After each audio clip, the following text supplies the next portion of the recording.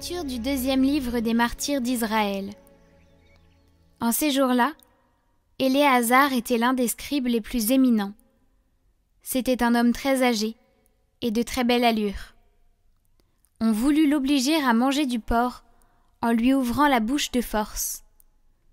Préférant avoir une mort prestigieuse plutôt qu'une vie abjecte, il marchait de son plein gré vers l'instrument du supplice, après avoir recraché cette viande, comme on doit le faire quand on a le courage de rejeter ce qu'il n'est pas permis de manger, même par amour de la vie. Ceux qui étaient chargés de ce repas sacrilège le connaissaient de longue date. Ils le prirent à part et lui conseillèrent de faire apporter des viandes dont l'usage était permis et qu'il aurait préparées lui-même. Il n'aurait qu'à faire semblant de manger les chairs de la victime pour obéir au roi. En agissant ainsi, il échapperait à la mort et serait traité avec humanité, grâce à la vieille amitié qu'il avait pour eux. Mais il fit un beau raisonnement, bien digne de son âge, du rang que lui donnait sa vieillesse, du respect que lui valaient ses cheveux blancs, de sa conduite irréprochable depuis l'enfance, et surtout digne de la législation sainte établie par Dieu. Il s'exprima en conséquence, demandant qu'on l'envoyât sans tarder au séjour des morts. Une telle comédie est indigne de mon âge, car beaucoup de jeunes gens croiraient qu'Éléazar, à 90 ans, adopte la manière de vivre des étrangers. À cause de cette comédie, par ma faute, il se laisserait égarer aussi. Et moi, pour un misérable reste de vie, j'attirerai sur ma vieillesse la honte et le déshonneur. Même si j'évite pour le moment le châtiment qui vient des hommes, je n'échapperai pas, vivant ou mort, aux mains du Tout-Puissant. C'est pourquoi, en quittant aujourd'hui la vie avec courage, je me montrerai digne de ma vieillesse, et en choisissant de mourir avec détermination et noblesse, pour nos vénérables et saintes lois, j'aurai laissé aux jeunes gens le noble exemple d'une belle mort. Sur ces mots, il alla tout droit au supplice. Pour ceux qui le conduisaient, ses propos étaient de la folie. C'est pourquoi ils passèrent subitement de la bienveillance à l'hostilité. Quant à lui, au moment de mourir sous les coups, il dit en gémissant : « Le Seigneur dans sa science sainte le voit bien. Alors que je pouvais échapper à la mort, j'endure sous le fouet des douleurs qui font souffrir mon corps. Mais dans mon âme je les supporte avec joie, parce que je crains Dieu. » Telle fut la mort de cet homme. Il laissa ainsi non seulement à la jeunesse, mais à l'ensemble de son peuple, un exemple de noblesse et un mémorial de vertu.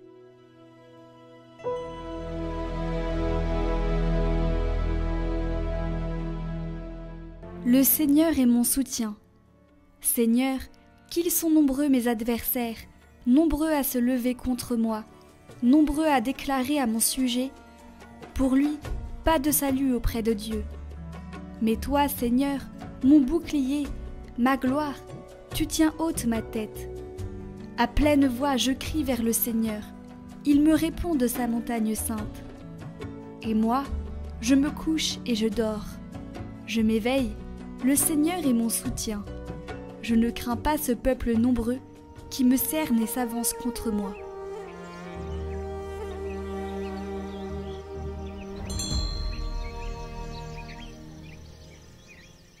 Évangile de Jésus-Christ selon saint Luc.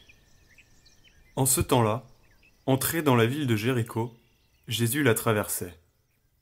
Or, il y avait un homme du nom de Zachée.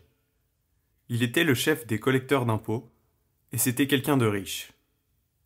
Il cherchait à voir qui était Jésus, mais il ne pouvait pas à cause de la foule, car il était de petite taille. Il courut donc en avant et grimpa sur un sycomore pour voir Jésus qui allait passer par là. Arrivé à cet endroit, Jésus leva les yeux et lui dit : « Zachée, descends vite.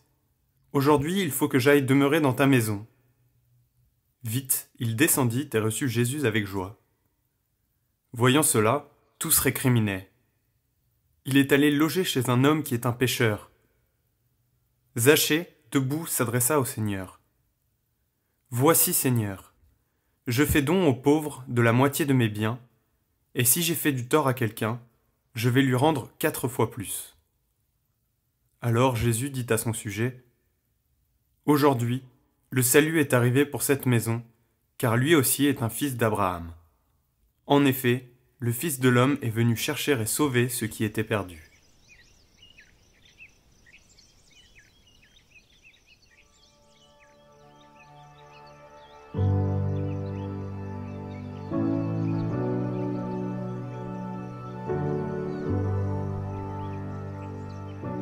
Zachée courut et grimpa sur un sycomore. Voici un doux remède lorsque le cœur est bas et petit. Il faut faire comme Zachée, qui n'était pas grand, et qui monta sur un arbre pour voir Dieu. Son zèle lui mérita d'entendre cette douce parole. « Zachée, allez à votre maison, car aujourd'hui j'ai besoin de manger avec vous. » Nous devons faire ainsi lorsque nous sommes bas, lorsque nous avons le cœur étroit et peu de charité. Il faut monter sur l'arbre de la très sainte croix, et là nous verrons, nous toucherons Dieu.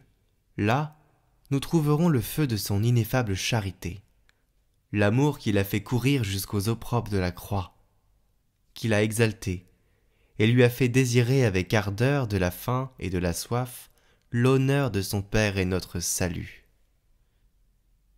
Si nous le voulons, si notre négligence n'y met pas d'obstacle, nous pourrons, en montant sur l'arbre de la croix, accomplir en nous cette parole, sortie de la bouche de la vérité. Quand je serai levé en haut, j'attirerai tout à moi. Il faudrait un cœur dur comme le diamant pour n'être pas attendri par un si grand amour. Dès que le cœur est blessé de cette flèche, il monte de toutes ses forces, et non seulement l'homme se purifie, mais l'âme, pour laquelle Dieu a fait toutes choses, se dépouille de ses imperfections. Montez sur cet arbre très saint, où sont les fruits mûrs de toutes les vertus que porte le corps du Fils de Dieu. Courez avec ardeur. Demeurez dans la sainte et douce dilection de Dieu, d'où Jésus, Jésus amour.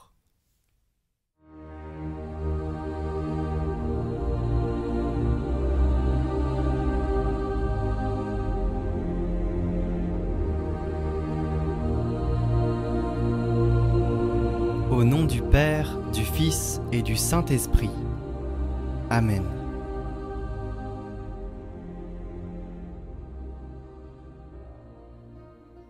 Mon Seigneur et mon Dieu, c'est pour vous que je me propose aujourd'hui et tous les jours de ma vie, de faire toutes mes actions intérieures et extérieures. N'ayant en vue que votre gloire et le salut des hommes, je ne veux agir en tout que de la manière et dans l'intention qui vous est la plus agréable, en union de cet amour qui a fait descendre du ciel votre divin Fils, et lui a fait accomplir surtout, par sa douloureuse passion, l'œuvre si longue et si pénible de la rédemption du monde. Je n'ai en vue ni les mérites, ni les récompenses, ni les faveurs que je pourrais acquérir par ces œuvres. Je ne désire qu'une chose, c'est de vous offrir, à vous qui êtes mon Dieu, et un tribut d'hommage et un tribut d'amour. Dieu Tout-Puissant, pour vous montrer mon amour et le désir que j'éprouve de vous louer pendant ce jour entier, je vous destine, je vous dédie et je vous consacre tous les battements et tous les mouvements de mon cœur et de mon sang. Et je veux qu'en vertu d'une convention que je fais avec vous, que chacun de ces mouvements soit dans son langage la reproduction de ces paroles. Saint, Saint, Saint est le Seigneur, le Dieu des armées. Que votre divine majesté daigne donc les interpréter ainsi, et les recevoir comme la répétition non interrompue du cantique des séraphins. Qu'il en soit ainsi, qu'il en soit ainsi. Ainsi soit-il.